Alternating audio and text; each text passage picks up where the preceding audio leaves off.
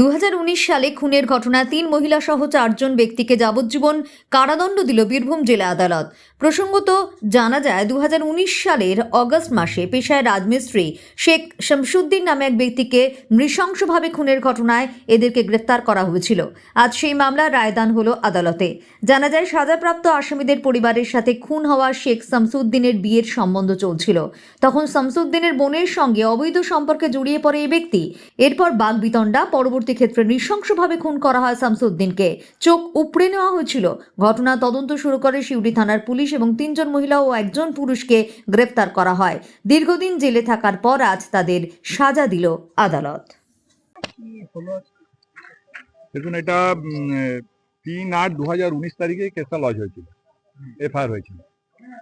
তাতে মোটামুটি 5 জনের নামে মামলা রুজু করা হয়েছিল। একজনকে চার্জশিট থেকে নাম বাদ দেওয়া হয়েছে। 4 জনকে অ্যাকিউজ করে ট্রায়াল শুরু হয়। এই 4 জন হচ্ছে বেলি বিবি, তসলিমা বিবি, আর লালন শেখ আর ঝুম্পা খাতুন। এই 4 জনের নামে মামলা চলতে থাকে এবং দীর্ঘদিন ধরে মামলা চলার পর প্রায় 15-16টা সাক্ষ্য এতে দেওয়া হয়েছে। তাতে মূলত অভিযোগ ছিল যে ওই যিনি মারা গেছেন ডিজিজ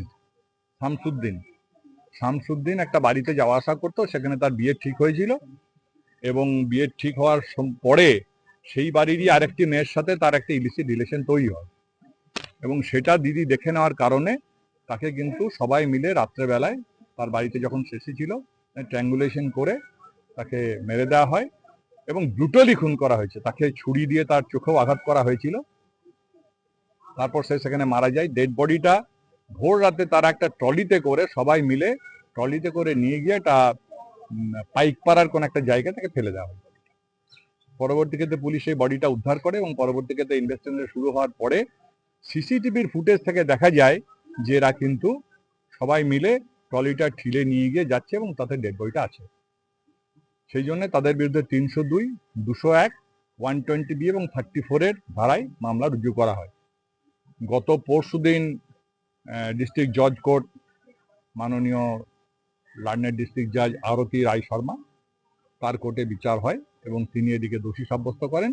আজকে তার সাজা শোনানো হলো এবং ওদের বিরুদ্ধে প্রত্যক্ষ প্রমাণের খুনের প্রমাণ না থাকলেও সিসিটিভি ফুটেজ এবং সার্কামস্ট্যান্সিয়াল এভিডেন্স থেকে যেটা এসেছে তাতে দেখা যাচ্ছে প্রত্যেকেই কিন্তু দোষী এবং আজকে কোর্ট তাদেরকে 302 ধারায় যাবজ্জীবন কারাদণ্ড এবং 1000 টাকা জরিমানা, অনাদায় আরো 2 মাস সাজা এবং 201 ধারায় তাদেরকে 7 বছরের কারাদণ্ড এবং 120B ধারায় তাদেরকেও যাবজ্জীবন কারাদণ্ড এবং 1000 টাকা জরিমানা, অনাদায় 2 মাস সাজা ঘোষণা করেছেন এবং তাদেরকে আজকে কাস্টডিতে নেওয়া হয়েছে। যদিও পুরো কেসটাই কাস্টডি ট্রায়ালই চলছিল, সবাই আসামি ভেতরেই ছিল।